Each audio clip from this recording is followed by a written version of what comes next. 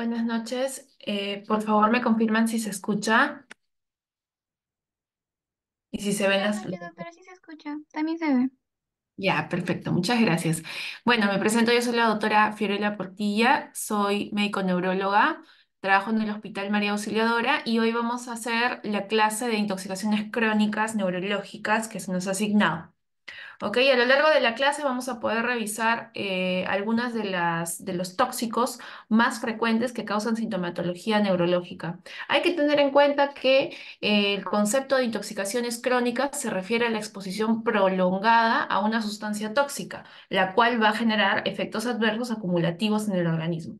A diferencia de una intoxicación aguda que ocurre tras la exposición de una vez o una corta duración, una intoxicación crónica se desarrolla con el tiempo debido a la exposición continua o repetida a niveles más bajos de un tóxico. Es decir, que en el caso de las agudas, los síntomas van a ser rápidos debido a que hay una instauración corta del tóxico y por esto van a tener una respuesta clínica notoria y probablemente más aparatosa que una intoxicación crónica. En el caso de las intoxicaciones crónicas, la exposición va a ser a lo largo del tiempo o en repetidas oportunidades, pero en baja cantidad. Por eso es que la expresión clínica de la intoxicación crónica es distinta de la intoxicación aguda. Lo que va a suceder es que hay un traspaso a través de la barrera hematoencefálica de estos tóxicos y asimismo al flujo sanguíneo recibiendo ciertas cantidades de zonas como por ejemplo el medio ambiente que van a producir múltiples déficits a nivel del sistema nervioso. Recordemos que el sistema nervioso está compuesto tanto por un sistema nervioso central como periférico y cualquiera de estos se puede ver afectado por algún tóxico del ambiente.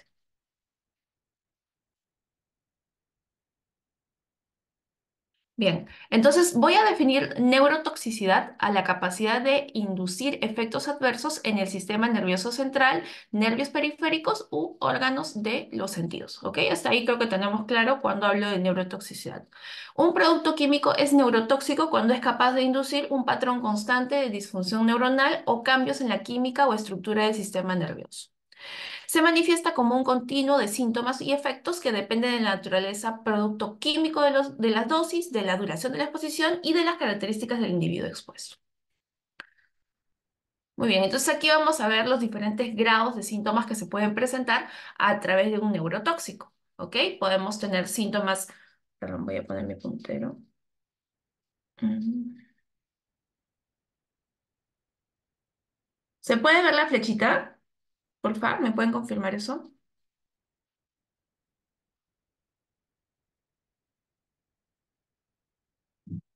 Sí, sí, Sí doctora, se sí se ve, ve. doctora. Se ve la flecha, perfecto. Bien, entonces los síntomas subjetivos reversibles, es decir, síntomas muy sutiles que se pueden revertir quitando el tóxico de manera rápida. Luego vamos a tener síntomas subjetivos irreversibles. Tercer nivel serían alteraciones ya a nivel bioquímico. Cuarto nivel, alteraciones fisiológicas y del comportamiento. Quinto, ya afectaciones neurológicas. Y por último, sexto, alteraciones morfológicas. Son como los diferentes niveles a través de los cuales un neurotóxico nos puede producir sintomatología. Entonces, dentro de manera general, vamos a ver que a lo largo de estas manifestaciones clínicas vamos a tener efectos cognitivos, efectos motores, efectos generales, efectos sensitivos y efectos sobre el estado de ánimo y la personalidad. Entonces, mucho de la bioquímica alterada a nivel de un neurotóxico va a tener que influir tanto a nivel del sistema nervioso en cuanto a su funcionalidad, como también a nivel de sus neuroquímicos. Por lo tanto, lo que va a haber también es algunas características neuropsiquiátricas. Y eso es importante de reconocer porque muchas veces las podemos confundir con un diagnóstico psiquiátrico si no sabemos sopesar que existen de ambas sintomatologías. Entonces, el espectro del deterioro de la salud con el aumento de la dosis quiere decir que mientras más tiempo el paciente tiene la exposición a un tóxico, más síntomas se van a ir agregando y estos se van a ir haciendo más crónicos. Entonces, muchas manifestaciones pueden ser que las encontremos de manera tardía y recién entonces podamos ser más evidentes en el diagnóstico, pero si tenemos un poquito más de agudeza, podríamos empezar a notarlas desde momentos tempranos y de corta exposición. Entonces vamos a empezar a hablar de la intoxicación por metales pesados, entre los cuales tenemos tres más importantes. Vamos a empezar con el plomo. El plomo actualmente ya está siendo sustituido por otros materiales en la industria que hoy en día, por lo tanto, hacen su intoxicación más rara, ¿no? Antes se utilizaba, sí, con frecuencia para la fabricación de pinturas y juguetes. Entonces hay que tener en cuenta que tenía mucho contacto en lo que eran niños o personas que trabajaban con lo que es pintura. Entonces, la exposición a este tipo de tóxicos de manera crónica hacía que se manifestaran de manera a largo plazo sintomatología clara, ¿no? Entonces, es un tóxico que puede afectar tanto el sistema nervioso central como periférico. En el caso de las intoxicaciones agudas, eran más frecuentes en niños y esto tiene que ver con el hecho de que el niño tiende a absorber el plomo en mayor cantidad que lo hace un adulto, ¿no? El niño puede absorber entre un 50 a 80% del plomo de cualquier objeto o sustancia que toque versus un adulto que solamente absorbe el 10%. Entonces, eso tenía que ver con la sintomatología más temprana que podía presentar un niño versus un adulto. Lo habitual que vamos a encontrar en la intoxicación por plomo es la encefalopatía crónica por exposición prolongada a niveles bajos, que cursa con cambios conductuales y cognitivos. ¿Ok? Entonces, lo más frecuente va a ser encontrarlo en adultos, como decíamos, por el porcentaje de absorción que vamos a presentar a diferencia de los niños. Entonces vemos que la forma en la que el plomo llega a la sangre y finalmente al hueso, que es donde sería su depósito final, es a través de dietas, por ejemplo, o puede ser también tejidos blandos, ¿ok? También puede haber ingreso por vía inhalatoria. Entonces, el vehículo a través del ingreso va a generar una absorción inicial que finalmente tiene que llegar a la sangre y de la sangre hacer finalmente un depósito de plomo en los huesos. A nivel de los huesos, el plomo no es tóxico, así que es donde generalmente suele depositarse. Pero vamos a ver que también puede haber patología por afectación ósea, ¿ok? Entonces, hoy se sabe que una exposición sostenida a una escasa magnitud, es decir, plombemias inferiores incluso a 5 picogramos por decilitro, resultan en alteraciones neuromotoras, pérdida irreversible de la inteligencia, problemas de conducta y bajo rendimiento escolar. Entonces, al empezar a ver que habían niños que se estaban afectando por niveles de plombemia crónicos de baja cantidad, estaban empezando a presentar alteraciones de la inteligencia, problemas conductuales, trastornos en su rendimiento escolar, se empezó a regular de manera más ajustada la presencia de plomo en este tipo de objetos que podían tener acceso a los niños. Entonces, vamos a ver que hay un porcentaje de presencia de plomo en diferentes partes del organismo y vemos que el acceso a los tejidos va a ser en diferentes proporciones, pero sin embargo existen zonas donde se deposita de manera más crónica y esto va a tener que ser a nivel de los huesos, es decir, el paciente que tiene entre 20 a 30 años de presencia de plomo lo vamos a encontrar a nivel óseo. El paciente que lo tiene más o menos 35 días va a estar en sangre y asimismo en orina, y el que está en tejidos blandos más o menos 40 días. Esto tendría que traducirse en bilis, sudor, uñas y pelo. Por lo tanto, el diagnóstico yo lo voy a poder hacer a través del dosaje en orina o el dosaje en pelo, por ejemplo, ¿no? Que sería mucho más sensible para poder encontrar la presencia del plomo como un tóxico, ¿ok? Y como decíamos, a nivel de hueso, que esto es importante, traten de apartarlo ahí para que lo conversemos en la siguiente diapositiva. Entonces, lo que se va a producir es una afectación neurotóxica, tanto periférica como central, a nivel intelectual y conductual, que es a nivel central, y a nivel periférico como una neuropatía plúmbica, que lo pueden ver aquí. Lo que presenta es una afectación neurotóxica, entonces afecta nervios motores que van a generar un síndrome de segunda motoneurona, dándose en que una hipotrofia muscular, como pueden ver aquí, a nivel de las manos, a nivel simétrico, y la pérdida de la fuerza. No vemos la posición de las manos caídas y de los pies también caídos, que se ve clásicamente en polineuropatías, y asociado también a un hipotrofismo muscular, un síndrome de segunda motoneurona. Entonces, estos van a generar lo que llamamos una pseudoparálisis radial, ¿no? Impresiona como bien una parálisis radial, pero en realidad lo que se está dando es una polineuropatía. Y puede simular, como podemos ver, la posición de las manos, la hipotrofia de los músculos distales, sobre todo, una esclerosis lateral amiotrófica. Entonces, tiene el aspecto de un ELA, pero no es un ELA. Entonces hay que tener en cuenta que para poder identificarlo puede parecerse mucho a ELA, pero esta no es una enfermedad que sea neurodegenerativa como es ELA, sino que es una enfermedad por tóxico.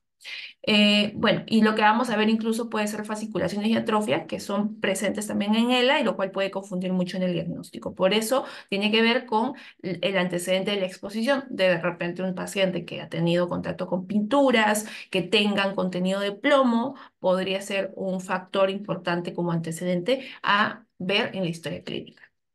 Listo, entonces aquí tenemos igual el síndrome de la mano caída, la pseudoparálisis radial, y vemos que el diagnóstico se hace a través de una sospecha clínica y el antecedente del contacto con plomo a nivel profesional, como mencionábamos, o también la posibilidad de que haya algún antecedente antiguo, ya decíamos 30, 35 años de antecedente de haber tenido el contacto, y que el paciente tenga una fractura ósea. Es decir, que el acúmulo de plomo en el hueso puede generar digamos que la activación de este plomo que estaba depositado en el hueso y a través de una fractura hacer una plombemia a nivel sanguíneo, ¿ok?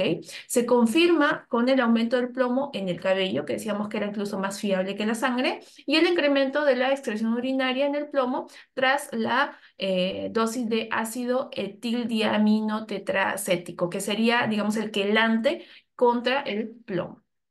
También podemos verlo a través de porfirinas en la orina y de ácido delta aminolevulónico en sangre. El tratamiento, como decíamos, son quelantes, ¿ok?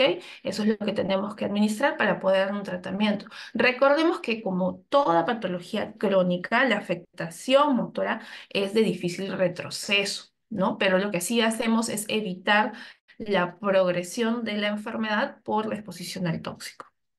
Bien, otro metal pesado que puede darnos sintomatología es el mercurio, ¿no? Se produce por compuestos orgánicos, tanto orgánicos como inorgánicos del mercurio. Entonces, la forma tóxica del mercurio es llamado el metilmercurio, que es la forma más tóxica que encontramos de este tipo, y sobre todo a nivel de compuestos orgánicos. Entonces, hay una enfermedad que también es llamada la enfermedad de Minatama, que tiene que ver con el desastre de la bahía de Minatama, que es eh, un pueblo que está en Japón, en el cual hubo una descarga a través de minería ilegal, se descargaba el mercurio que se utilizaba para poder, digamos, separar el oro y la plata. Se descargaba esta a nivel del agua, del mar, y se infectaron o se intoxicaron todos los seres vivos del mar, ¿no? Y se vio que los peces que eran consumidos por el pueblo de Minatama, que estaban contaminados con mercurio, empezaron a enfermar a los habitantes de este pueblo. Y ahí fue que empezaron a hacerse más regulaciones de cómo las mineras descargaban sus tóxicos, ¿no? Entonces, tiene mucho que ver con la historia de este desastre de la bahía de Minatama, el uso del metilmercurio, ya que aquí es donde empezó a verse cuáles eran los efectos de la exposición continua y crónica al mercurio, y esto llevó a que se dieran más regulaciones sobre el caso. Entonces, el cuadro clínico por el metilmercurio puede ser agudo y puede cursar con una neuropatía óptica, es decir, una neuritis óptica, polineuropatía también, que posiblemente se asocie con ataxia, movimientos anormales y cambios cognitivos, ¿ok? Y la terapia con quelantes aumenta la excreción de mercurio. Entonces lo que vamos a hacer es provocar la eliminación del mercurio. Entonces decíamos que había un ciclo, ¿no? A través de repente, fábricas donde se utilice la generación o manufactura de lámparas fluorescentes, termómetros, termostatos, o la extracción de oro plata en alguna minera, ¿no? Que esté descargando esto a nivel del mar como un desecho y a su vez intoxicando a los animales que viven en el mar y que puedan tener exposición incluso a los seres humanos y enfermar al ser humano que consume estos pescados, ¿no? Entonces vemos que los síntomas de la intoxicación por mercurio van a ser el popular llamado azogue. El azogue que en realidad buscándolo lo vamos a encontrar como un trastorno de ansiedad, hiperactividad, ¿no? Entonces estos pacientes presentaban, decíamos, afectación tanto del sistema nervioso central como periférico. Entonces a nivel central tiene que ver mucho con la parte conductual, neuropsiquiátrica sobre todo, ¿no? Entonces van a haber sintomatología generalizada, sintomatología neuropsiquiátrica y sintomatología periférica. ¿Ok? Entonces tenemos cialorrea, dificultad o incapacidad para retener la saliva, irritabilidad o angustia, pérdida prematura de los dientes, eretismo, pérdida del control de la conducta, excesiva timidez, excitabilidad, insomnio, encías azuladas, estomatitis, problemas visuales, decíamos que había neuritis óptica y daños en la visión de colores. Entonces acá vemos algunas de las fotografías de este desastre de Minatama que tuvo que ver con el mercurio, en el cual veíamos cómo los pacientes tenían pues afectación eh, como retraso mental, trastorno conductual, niños de las madres que consumían este mercurio y la neuropatía periférica, claramente que se ve nuevamente, al igual pareció al paciente anterior del plomo, con hipotrofia muscular, ¿no? Y debilidad de los miembros a nivel distal, ¿no? Lo vemos aquí en las manitos de estos pacientes que fueron el ejemplo clásico que tienen que ver con el consumo de mercurio. Ok, entonces vemos que aquí la absorción del mercurio va a tener que ser tanto a nivel de vía respiratoria. Recordemos también que el mercurio tiene un cierto grado de eh, puede llegar a hacerse un gas y esto hace que pueda ascender hacia las nubes y también a través de la evaporación de esas nubes llegar al mar, ¿no? Esa es otra forma en la cual puede haber, por lo tanto, también tiene una vía de inhalación, ¿ok? Entonces hay una vía respiratoria inhalatoria de la posibilidad de absorber este mercurio, tanto un 80% por vía respiratoria, o puede haber un 80% de ingestión a nivel gastrointestinal y también 100 grados por la piel, ¿no? Entonces, finalmente esto llega a la sangre y tiene que llegar a los diferentes compartimentos o sistemas y dentro de estos afectar al sistema nervioso central. Pero recordemos, como vemos en este cuadro, que no solamente tiene sintomatología nervioso central, sino también gastrointestinal, muscular, tejidos como el riñón, el hígado, ¿no? Eso es una enfermedad multisistémica en realidad, pero que para interés de esta presentación estamos tratando de resaltar los síntomas neurológicos. Ok, entonces la intoxicación por mercurio, sobre todo el inorgánico, es la más lenta y sus síntomas incluyen un temblor, ¿no? Lo llamaban como temblor del azogado. Y puede presentar también ataxia, alteraciones neuropsiquiátricas como psicosis, parkinsonismo. Recuerden que el parkinsonismo es la presencia de síntomas parecidos a Parkinson, pero no es Parkinson.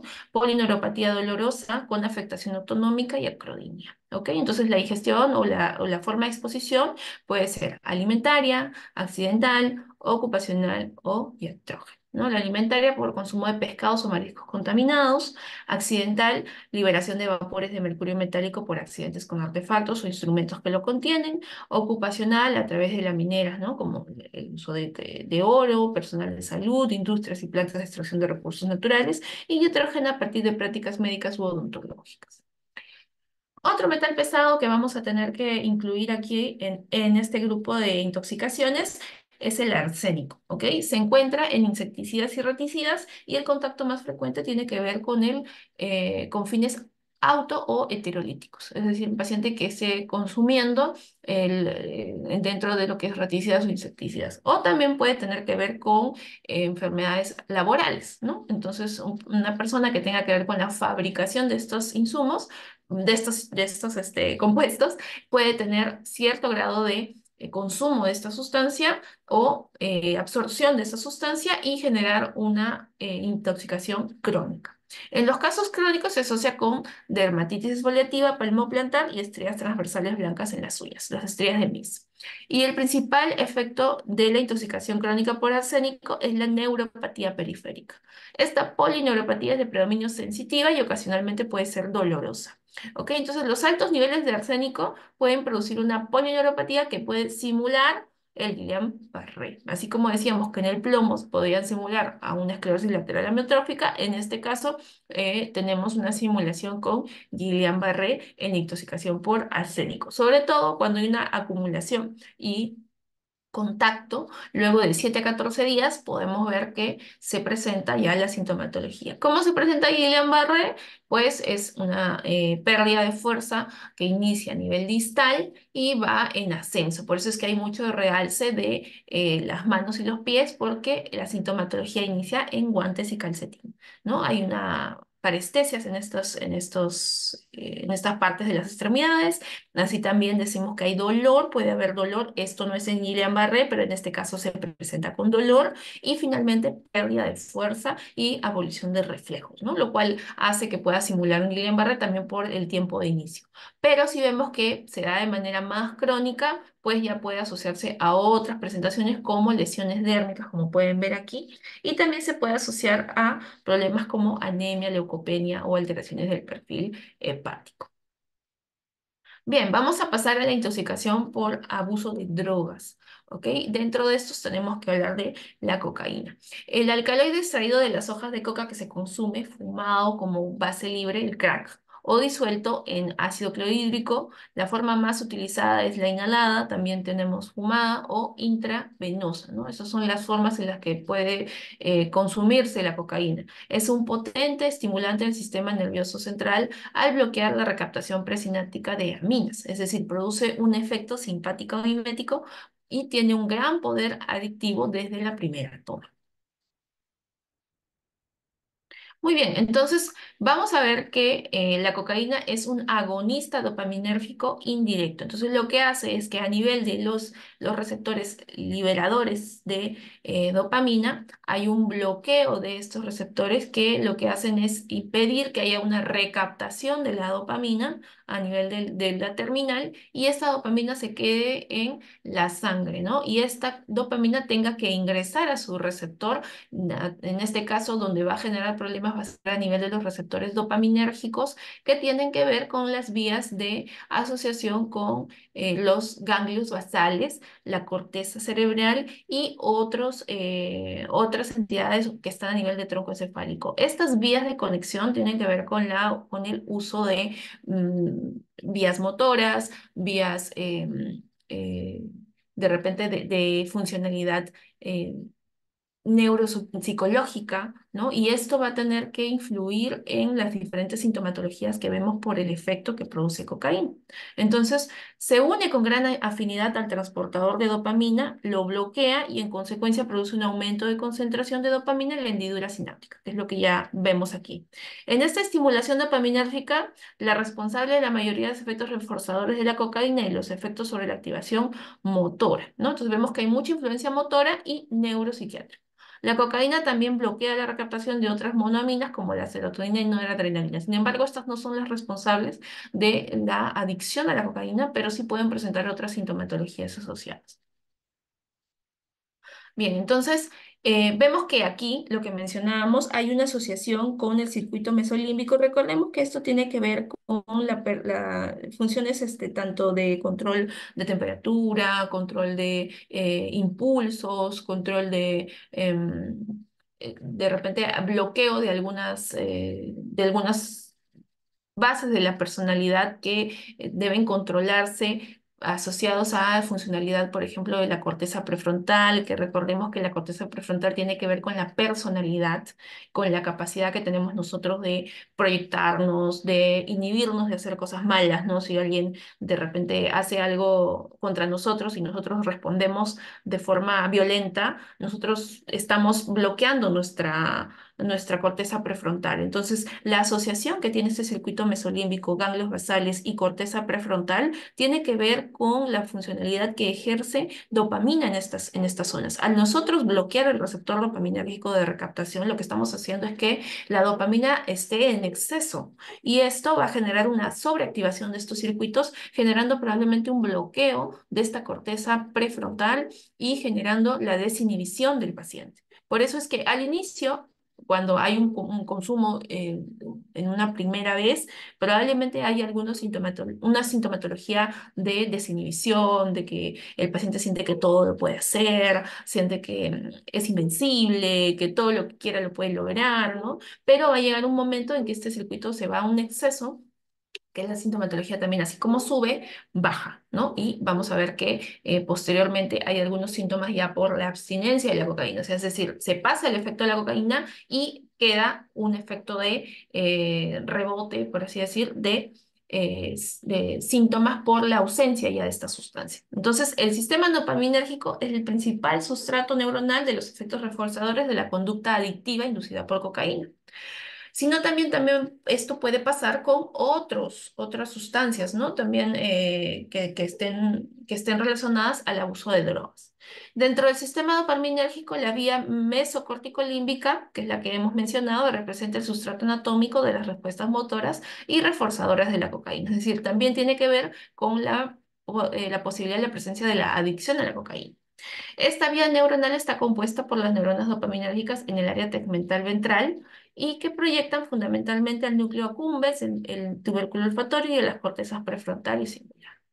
Entonces aquí vemos que la disminución de los receptores de dopamina, los dedos, podrían contribuir a la pérdida del control de consumidores de cocaína. Es decir, que al inicio un cerebro normal, como podemos ver aquí a la izquierda, tiene la presencia de receptores dopaminérgicos, que son estos rojos, los cuales van a estar activos y de manera útil siendo estimulados en un paciente normal. El paciente que consume cocaína de manera continua va a tener un bloqueo de estos receptores dopaminérgicos y vamos a ver que al momento de deshacerse, digamos, de este consumo, dejar de consumir, estos receptores no vuelven a ser los mismos que cuando el paciente era totalmente sano y no tenía ningún tipo de consumo de estos receptores.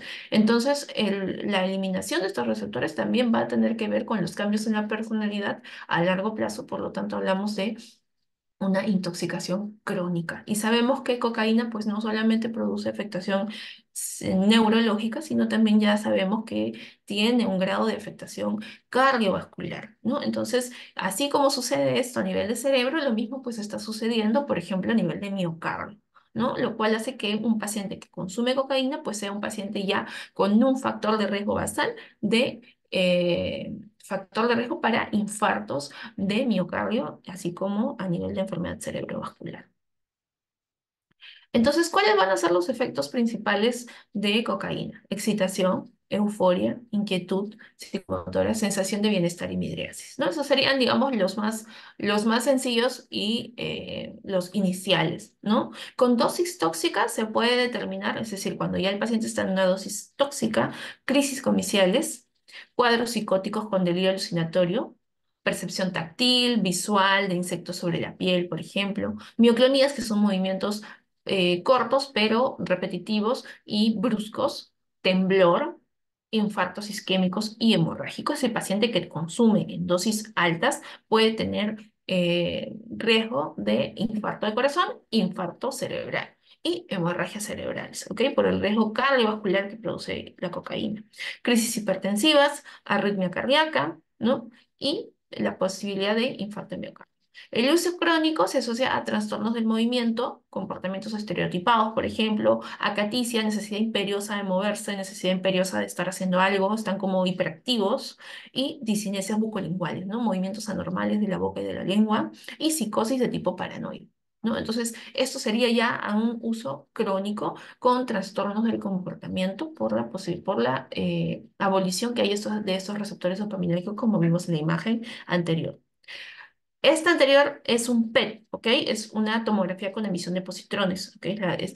Tiene fines de estudio, pero para que ustedes lo vayan conociendo, esto es un PET cerebral. Entonces, otra forma de afectación que puede producir cocaína es el síndrome de abstinencia, el cual va a tener que ver con el tiempo que haya pasado a partir del cual el paciente haya dejado de consumir, ¿no? Si hablamos de 1 a 2 días, el paciente consumió hace 2 días, hoy día estaría de repente con un grado de depresión, ansiedad, fatiga o dificultad para concentrarse. Si el paciente ya tiene de 7 a 21 días, va a tener malestar general, irritabilidad, alteraciones del sueño y apetencia de cocaína, ¿ok? Entonces, el síntoma de la dependencia por cocaína tiene que ver con la abolición de esos receptores dopaminérgicos que hacen que se esté recirculando constantemente la dopamina y no se recapte. ¿Por qué? Porque ya vimos que el paciente que consume de manera periódica, de manera continua, va a tener un bloqueo e incluso una pérdida de estos receptores. Por tanto, no va a haber dónde recaptar la dopamina, ¿ok? Y 3 a 6 meses puede haber posibles disparadores, menor apetencia de cocaína y riesgo de recaída, ¿ok? Otro grupo que tiene que ver con abuso de drogas tenemos los opiáceos, ¿no? Recordemos que los opiáceos son un grupo de sustancias naturales o sintéticas derivadas del opio, que es extraído del jugo de la adormidera, ¿no? Es una planta, siendo la heroína el opioide usado con más frecuencia como droga de abuso. La vía intravenosa ha sido la más utilizada, pero los graves problemas médicos y sociales derivados de su uso han hecho que se desplace hacia un consumo por vía inhalada. ¿Ok? La intoxicación aguda cursa con disminución del nivel de conciencia, miosis, muerte por depresión respiratoria. En casos menos graves, sus efectos pueden ser euforia, sedación, analgesia y sensación de bienestar. Entonces, de aquí viene el hecho de que se utilice como una droga. Si bien es cierto, se fabricó, se investigó con la intención de generar efectos médicos, ¿no? Lo que se vio es que en dosis bajas y por vía inhalatoria, porque perdón, por vía intravenosa, porque por vía inhalatoria se ve que era demasiado letal, se vio que tenía algunos efectos de euforia, ¿no? Y por eso es que los opiáceos son utilizados con fines de droga, ¿no? El tratamiento consiste en mantener la función respiratoria, es decir, si el paciente está con una intoxicación aguda y se puede administrar naloxona en casos graves. En el caso del uso crónico, se pueden generar importantes fenómenos de dependencia y tolerancia. Entonces aquí viene el problema que genera dependencia. Entonces aquí en este grupo, por ejemplo, están medicamentos como el tramadol, por ejemplo, y también el fentanilo, que ahorita lo vamos a comentar, que cuando se utiliza la oxicodona, por ejemplo, que son medicamentos para tratamiento del dolor, que cuando se utilizan de manera crónica pueden producir cierto grado de dependencia y también un síndrome de abstinencia muy grave en consumidores crónicos. Entonces, de aquí viene la capacidad de producir abstinencia que hace que el paciente tenga todo un cambio conductual. Por eso es que nosotros como médicos tenemos que controlar muy bien el grado de exposición que tiene un paciente a esos medicamentos que son tratamiento para el dolor, ¿ok? Sobre todo en dosis y en tiempo. De manera adecuada, no recetarlos para que no haya de repente un problema a largo plazo. El uso ilícito de fentanilo, un potente opioide sintético utilizado en el tratamiento de dolores crónicos graves, se ha incrementado drásticamente, ¿no? Pasando de encontrarse en un 49% de muertes relacionadas con opiáceos en el 2016 a un 75% en el 2019. Esto es una data de Estados Unidos y hay que tener en cuenta que ya hemos escuchado muchos casos populares sobre la muerte por el uso ilícito de fentanilo. Y aquí viene pues el conocimiento de que este tipo de medicamentos deben ser controlados, si bien es cierto, tienen una utilidad, pero idealmente yo pienso que con el paso del tiempo cada vez van a ser en menor uso y en nuestro medio, a pesar de que siguen siendo utilizados, poco a poco van a entrar en desuso y ser reemplazados por medicamentos de efectos menos colaterales y de mayor aplicabilidad, ¿no? Bien, entonces aquí pasamos a la intoxicación por abuso de alcohol. El alcohol es un depresor del sistema nervioso central, ¿no? Entonces, vamos a ver que la toxicidad por el alcohol etílico, que es el que se encuentra en esta sustancia, va a generar en la función neuronal conocida que desde hace mucho tiempo, no obstante, los mecanismos subyacentes siguen siendo controvertidos. Entonces, vemos que puede tener algunos mecanismos de toxicidad. Entre ellos vamos a ver tres tipos de mecanismos. Uno de ellos es la acción directa citotóxica, ¿no? Es decir, por ejemplo, a través de la miopatía alcohólica, puede haber secundaria a estados multicarenciales, sobre todo por la pérdida de vitaminas, por ejemplo, aquí la disminución de la absorción de ciertas vitaminas, por ejemplo, la encefalopatía de Wernicke, los trastornos metabólicos ligados a toxicidad por alcohol etílico, sobre todo en otros órganos, en este caso un ejemplo clásico sería la cirrosis hepática, ¿no? Entonces son mecanismos a través de los cuales el alcohol etílico puede ser tóxico. Muy bien, entonces la intoxicación por abuso de alcohol, va a manifestarse, ya decíamos, como muchos de los tóxicos a nivel neurológico, van a ser a nivel del sistema nervioso central como periférico. Entonces vemos que a nivel sistema nervioso central puede generar, como vemos en esta imagen resumen, degeneración cerebelosa, encefalopatía de Wernicke-Korsakoff, enfermedad de Marchiafava-Bignami, la crisis epilépticas, demencia y mielinolisis central continua. Vamos a desarrollar estos diagnósticos. ¿Ok? Y a nivel periférico puede producir neuropatía y miopatía. Recordemos que el sistema nervioso periférico son nervios periféricos y el músculo, ¿ok? Y por lo tanto puede generar afectación a cualquier nivel del sistema nervioso central y periférico. Por lo tanto, es importante que el abuso crónico de esta sustancia sea controlado, ya que vemos todas las enfermedades que en algunas situaciones pueden ser irreversibles. Muy bien, entonces el síndrome de abstinencia alcohólica clínicamente se va a manifestar por un cuadro de psicosis con delirios y alucinaciones. Típicamente estos van a ser de tipo visuales, como visión de insectos, animales o personas. Y los trastornos de la percepción asociados a nivel de conciencia fluctuante, ¿no? Hiperactividad o adormecimiento. E hiperactividad simpática como sudoración. Puede presentar trastornos metabólicos asociados, alcalosis respiratoria, hipomagnesemia y crisis comiciales. Entonces, los síntomas que presenta la abstinencia alcohólica pueden ser la abstinencia minor, que se va a manifestar entre las 6 a 36 horas de la última bebida, temblor, ansiedad, cefalea, diaforesis, palpitaciones, alteraciones atencionales o insomnio. Abstinencia intermedia, que tiene asociado a la abstinencia minor lo que es presencia de hipertensión, alucinaciones visuales, como decíamos, ¿no? Visión de animales, visión de insectos, confusión, agitación leve, miedo, puede haber crisis tónico-clónicas generalizadas como una manifestación de abstinencia intermedia. Y esto se va a dar entre las 12 a 48 horas de la última bebida. Y el delirium tremens, que sería generalmente a partir de las 48 a 72 horas de la última bebida. Puede haber delirio, alucinaciones, crisis epilépticas, agitación intensa, taquicardia, hipertensión, hipertermia, diaforesis, arritmias cardíacas y colapso circulatorio. Ok, esto no va a pasar en cualquier paciente que consuma alcohol, sino que va a tener que ver con cierta predisposición que tenemos. Algunos pacientes podemos tener, otros no, y la cantidad de alcohol que haya consumido y el tiempo que venga tomando el alcohol. ¿Ok? Entonces, probablemente si consumimos de repente un día en exceso, podemos tener los síntomas de la abstinencia minor, pero un paciente que ya tiene más tiempo de consumo, un consumo continuo por de repente varios días en una semana, o tiene días seguidos de consumo de alcohol, va a presentar ya, posterior a la supresión, los síntomas de abstinencia intermedia o el delirium tremens.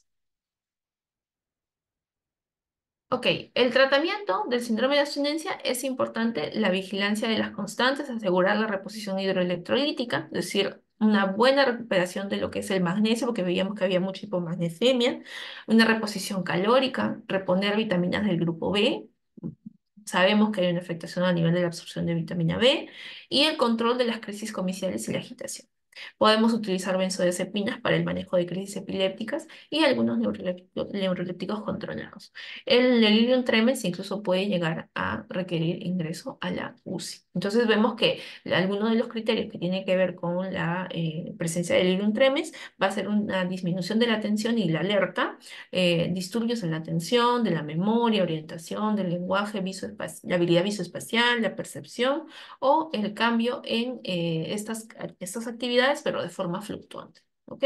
Y alteraciones en la memoria, orientación, lenguaje, habilidad visoespacial o percepción, o sin que haya una evidencia de coma, pero con alteraciones neurocognitivas. ¿Ok? Entonces, cuando ya vemos que hay una afectación neurocognitiva o con o sin alteración de la alerta, entonces estamos hablando de un probable delirium tremens en un paciente por por abstinencia al consumo de alcohol. Otra forma de sintomatología asociada al abuso de alcohol es la encefalopatía de Wernicke-Korsakoff. ¿Ok? Este es un cuadro de tipo carencial secundario por déficit de tiamina, que es la vitamina B1. ¿Ok? Recordemos que la encefalopatía de Wernicke es una entidad distinta de la de Korsakoff. Podemos decir que la encefalopatía de Wernicke es la fase aguda de la encefalopatía versus el estado residual, la psicosis de Korsakoff, sería la consecuencia de muchas presentaciones agudas de encefalopatía de Wernicke. Entonces, si bien es cierto, no se presentan juntas, una es consecuencia de la otra, ¿ok? Entonces, un paciente que tiene muchos episodios de encefalopatía de Wernicke puede tener a largo plazo como consecuencia la psicosis de Korsakoff o el síndrome de Korsakoff. El diagnóstico es clínico y la respuesta a tiamina puede ser un criterio diagnóstico, es decir, un paciente que está con una sintomatología que vamos a describir va a poder tener respuesta clínica al uso de tiamina y esto es una manera de hacer un diagnóstico de una cefalopatía de Wernicke o Korsakoff. El tratamiento sería la administración de tiamina en dosis altas 500 miligramos cada 8 horas, por vía parenteral de 3 a 5 días o hasta que se observe respuesta clínica. El pronóstico depende de la prontitud con la que se instaure el tratamiento, porque recordemos, como decíamos, todo aquel deterioro crónico neurológico, el retroceso pues ya no va a ser el mismo, ¿no? Vimos que el ejemplo, con este ejemplo de los receptores dopaminérgicos en cocaína, pues que cuando ya había un deterioro puede haber una mejoría de retroceso, pero que no volvía a ser como al inicio, como de fábrica. ¿Ok? Entonces, las secuelas a largo plazo incluyen nistagmus residual o ataxia de la marcha y trastornos crónicos de la memoria en forma mencionada de psicosis de Korsakoff.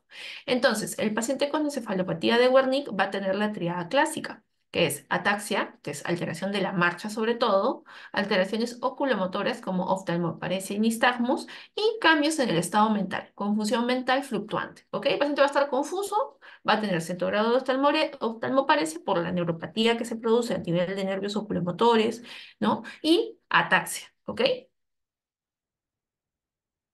Bien, y el síndrome de Korsakoff tiene que ver con un trastorno selectivo de la memoria. El paciente puede tener un síndrome amnésico que surge tras uno o varios episodios de encefalopatía de Wernicke, ¿ok? Entonces el paciente anterior probablemente puede estar confuso, un poco desorientado, ¿no? Asociado a oftalmoparesia, puede tener ataxia, pero este paciente ya con síndrome de Korsakoff va a tener un deterioro neurocognitivo. Es decir, ya no va a tener un problema agudo, sino es un problema que se ha acumulado en el tiempo y le está generando afectación de la memoria.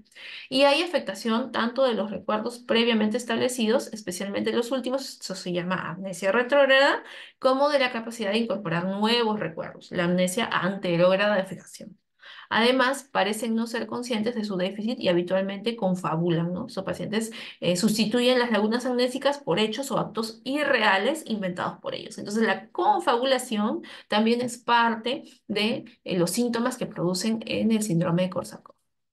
Entonces, vamos a ver que la sintomatología que va a tener que ver con este tipo más neurocognitivo, siendo afectación de memoria y confabulación, síntomas típicos en el síndrome de Korsakoff. Vemos aquí la desminización que se produce a nivel del sistema nervioso central, ¿no? Vemos aquí que a nivel ventricular hay un aumento, una hiperintensidad, estas son resonancias cerebrales, que se da por la desmilinización que se produce por la deficiencia de tiamina, ¿ok? Una forma de apoyar el diagnóstico clínico es con el uso de neuroimágenes, resonancia magnética cerebral, ¿ok? Y estas hiperintensidades pues son bilaterales, como pueden ver son similares en ambos lados y eso tiene que ver con la presencia perdón, con la falta de la absorción de tiamina debido al abuso del consumo de alcohol. Vemos aquí también que otra forma de manifestación de los pacientes por el abuso de alcohol va a ser la demencia, ¿ok? Entonces vemos que pelagra, por ejemplo, que es debido a la deficiencia de ácido nicotínico y la niacina, y de su ácido precursor, el triptofano, clínicamente se presenta como una triada que es dermatitis, diarrea y demencia. Y aunque en alcohólicos la presentación puede ser únicamente en forma de deterioro global de las funciones superiores, también debemos tener en cuenta que puede asociarse con otros síntomas, ¿no? Entonces, pelagra también es otra forma de deterioro cognitivo que pueden tener los pacientes por consumo de alcohol. La enfermedad de Markafaba-Viñami es una enfermedad rara, ¿ok? Que puede generar demencia. Y esto se da debido a una desminización y necrosis del cuerpo calloso. Sucede algo muy similar que lo que vimos en la situación anterior del síndrome de Korsakoff. pero en este caso se da en el cuerpo calloso, ¿ok? Y en las regiones subcorticales. Y puede presentarse de forma aguda con estupor, coma y convulsiones, o subaguda, que es para objeto de esta presentación, con demencia, problemas de la marcha y disartria. ¿Ok? El diagnóstico se confirma con resonancia y vemos aquí cómo el cuerpo calloso presenta la hiperintensidad, como lo veíamos en las imágenes anteriores, a nivel periventricular, pero en este caso a nivel pericalloso. ¿Ok? Vemos cómo hay una desminimización y este diagnóstico se confirma con resonancia. Se puede indicar una terapia nutricional y vitamínica y rehabilitación. ¿Ok? Bastante rara la enfermedad de Marquia-Fava-Vignani. La demencia alcohólica se puede dar incluso en alcohólicos bien nutridos que han demostrado peor rendimiento en las pruebas psicométricas con respecto a controles y especialmente en funciones frontales. Ya decíamos que la función frontal, tanto prefrontal como frontal, tienen que ver con afectación tanto motora como neurocognitiva. Entonces, la parte prefrontal tiene que ver con la función ejecutiva, capacidad de abstracción y coordinación visoespacial. Entonces, tenemos que tener en cuenta cómo funcionan nuestros lóbulos cerebrales para poder entender cómo se traduce esto en en un cuadro clínico. Además, la toxicidad por alcohol etílico sobre la corteza cerebral como responsable de las alteraciones psiquiátricas observadas en alcohólicos, como por ejemplo delirio crónico paranoide, celotipia, trastornos de la memoria, trastornos del comportamiento y de la conducta, y también el alcoholismo crónico produce una disminución del volumen cerebral. Entonces vemos que va a haber atrofia cerebral, cambios de las funciones frontales, que decíamos que eran de proyección a futuro, por ejemplo, coordinación visoespacial, la abstracción, la función ejecutiva y alteraciones psiquiátricas como delirio paranoide, celotipia, trastornos de la memoria, trastornos del comportamiento y la conducta. La amiloidosis central pontina, que es el síndrome osmótico cerebral, llamamos a esto a un trastorno iatrogeno secundario a la corrección rápida de desequilibrios hidroelectrolíticos, ¿no? En este caso podría darse como una consecuencia iatrógena de reposición de sodio en pacientes que hayan tenido abuso continuo del alcohol y, bueno, en el uso del tratamiento para tratar de reponer su deshidratación, la hiponatremia corregida puede generar un síndrome de desmineralización central pontina, ¿no? Está presente en estos pacientes y se debe a una desminerización de la protuberancia y también de estructuras adyacentes, pero típicamente de la protuberancia, como lo podemos ver en esta resonancia. Aquí tenemos un corte T2, por lo cual se puede ver hiperintenso. Todo lo que es líquido se ve hiperintenso en estas zonas de corte T2, perdón, de secuencia T2, y en esta secuencia T1 se ve hipointenso. Pero recordemos que la desminerización se ve mejor en secuencias T2 o en secuencias FLAIR, ¿ok? La sintomatología varía desde casos asintomáticos, ¿ok? Puede haber solamente lesión en resonancia y no tener ningún tipo de sintomatología. Pueden ser diagnosticados con imagen nada más, o pueden tener una clínica muy florida, como confusión mental, tetraparesia flácida, parálisis pseudovulvar y síndrome del cautiverio, que es el locked-in, ¿no? El más conocido como síndrome de cautiverio o locked-in, que es el paciente que está enclaustrado, justamente porque la lesión está a nivel protuberancial. Esta desminimización hace que el paciente pierda toda funcionalidad de sus extremidades, cuatro extremidades bloqueadas, por así decir, y el paciente no va a poder tener movilidad de estas extremidades, pero sí una conciencia de lo que está pasando a nivel exterior. Hay una desconexión de lo que sucede por debajo del tronco con lo que está sucediendo en el encéfalo. Entonces, esto sería un síndrome de cautiverio, tetraparesia flácida o parálisis pseudovulvar también, ¿no? Otra forma de presentación clínica de la intoxicación por abuso de alcohol es la neuropatía alcohólica. ¿Ok? Esta es una de las complicaciones más frecuentes que vamos a ver por la exposición crónica a alcohol etílico y se presupone que es de etiología tóxica, ¿no? Es decir, por efecto directo. Y también se puede dar una neuropatía alcohólica, pero por una causa secundaria, que sería la carencial o por déficit de vitaminas, que también es otra forma de presentación clínica de este tipo de neuropatía. Esta presentación es de forma insidiosa, va a tener parestesias, disestesias en los pies, como veíamos en guantes y en calcetín, ¿no? Como presentábamos que las neuropatías se dan en los tóxicos de manera distal, generalmente en guante y calcetín, va a afectar manos y pies de forma simétrica, ¿no? Puede tener síntomas sensitivos, ¿no? Como parestesias generalmente, y posteriormente debilidad, ¿no? Pérdida de la función muscular con presencia de atrofia en las zonas distales de los miembros. Entonces vemos que va a afectar de manera distal, como lo vimos ya en otros tóxicos, y en la exploración es frecuente encontrar hipo o arreflexia. Nuevamente llegamos al síndrome de segunda motoneurona, en la cual hay hipotrofia, debilidad y arreflexia, ¿no? Y en las extremidades inferiores y alteraciones sensoriales en los pies. En este caso hay una alteración sensitiva, ¿no? No solamente de afectación motora, sino también sensitiva. En otras presentaciones decíamos que era un poquito más sensitiva, con dolor, en otras era un poquito más motora, que sensitiva, no presentaba dolor, no había alteración parestésica, pero si el paciente tenía pérdida de la fuerza y una hipotrofia bien marcada, tanto que se parecía a ELA, ¿no? En caso del plomo, por ejemplo, y en este caso estamos hablando de pacientes que van a tener una polineuropatía mixta, ¿ok? Tanto sensitiva como motora.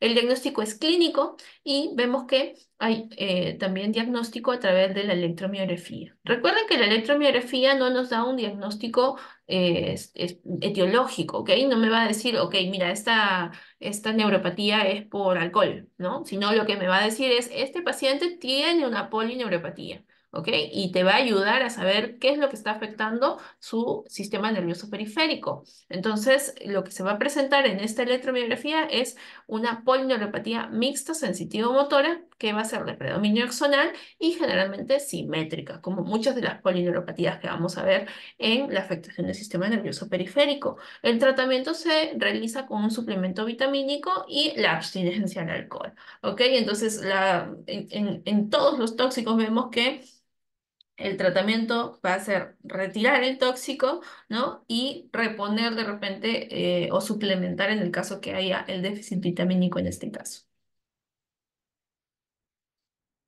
Muy bien. Otra forma de neuropatía alcohólica que se puede dar, que es un poquito más leve, mucho más leve que la que vimos anteriormente, es la neuropatía por compresión, que es también llamada la parálisis del sábado en la noche, que se da por compresión del nervio radial, como vemos aquí es como una mano caída, ¿no? Al reclinarse la cabeza de un durmiente sobre el brazo, ¿no? Entonces el paciente que ha tomado o bebido alcohol se apoya sobre su brazo cuando está durmiendo y va a generar una compresión del nervio radial y esto va a su vez generar sintomatología de compresión, ¿no? Esto sería la parálisis del sábado en la noche. Y clínicamente cursa con la típica mano caída, ¿ok? Eso es un poquito más leve, se puede recuperar más rápido y lo puede tener un paciente que incluso no tenga una situación de abuso de alcohol, sino que puede presentarlo porque el consumo de alcohol ha sido muy elevado, ¿ok?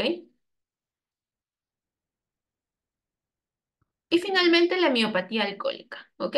Este es un tipo de afectación muscular, es mucho más frecuente que las presentaciones centrales que hemos visto, se manifiesta de forma indolora, tiene debilidad proximal, a diferencia de lo que veíamos en la neuropatía alcohólica en la cual la afectación era más distal, más motora de manos y pies. En este caso es una afectación más a nivel de músculos proximales, cintura escapular y cintura eh, a nivel de cintura lumbar, ¿no? Entonces vemos que aquí, por ejemplo, a nivel de muslos de ambas piernas, a nivel de deltoides, de ambos brazos, va a haber una pérdida de fuerza muscular. Y esto a su vez va a generar una debilidad proximal, muy parecido a las miopatías inflamatorias. Ese es un síndrome miopático, es una afectación neuromuscular, pero que afecta netamente a el músculo. Entonces hay una debilidad proximal y niveles de CK, del CPK,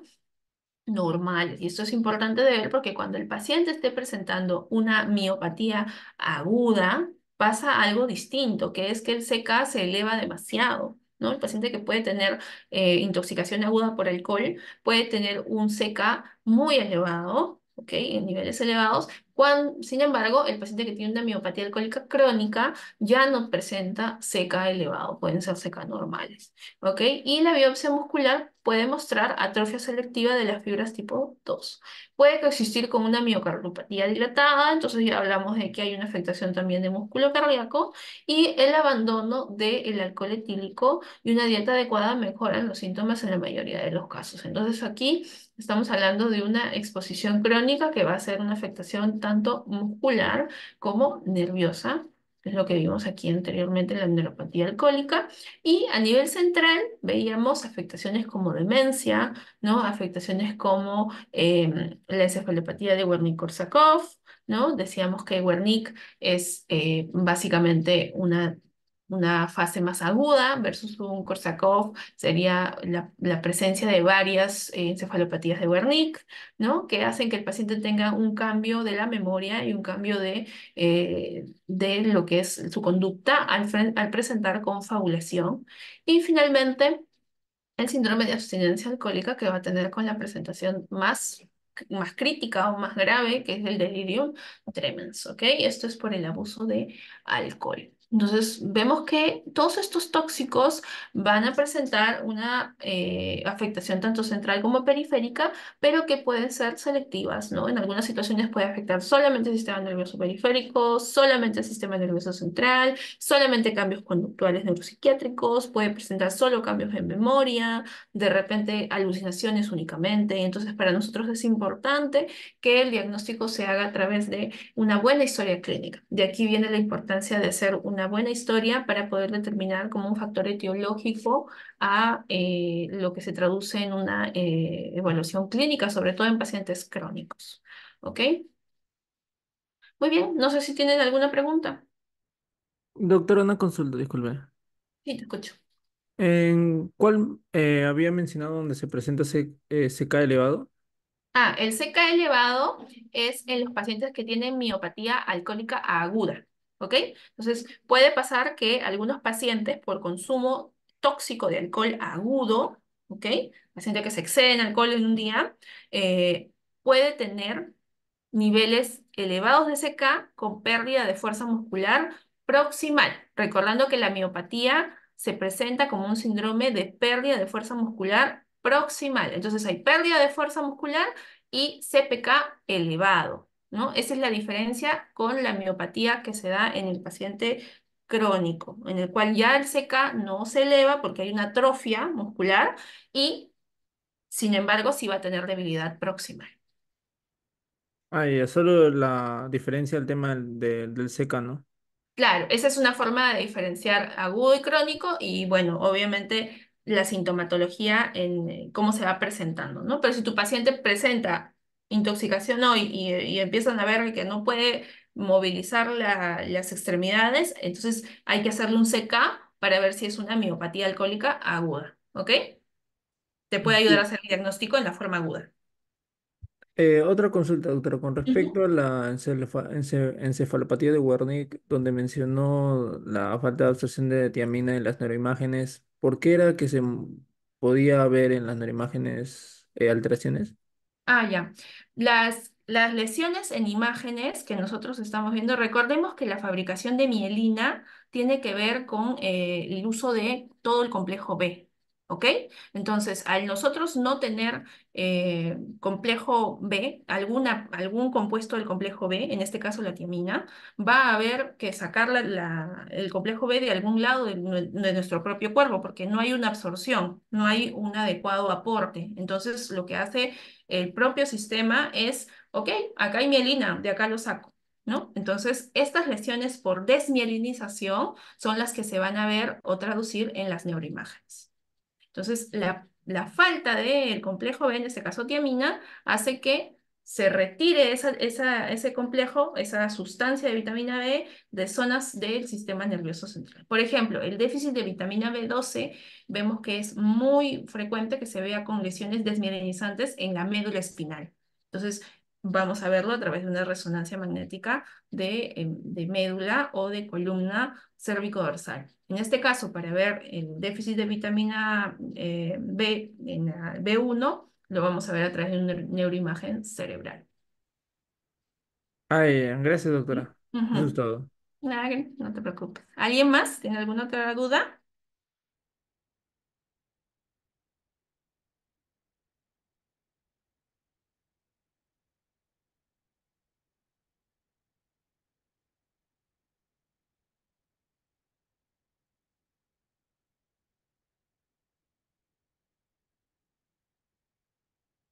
Listo, muy bien. Entonces, igual en el momento que ustedes vayan a repasar este tema, si tienen alguna duda, su compañera tiene mi número, así que me pueden escribir con toda la libertad si tienen alguna duda del tema para yo ayudarles en el momento que estén repasando. ¿Ok?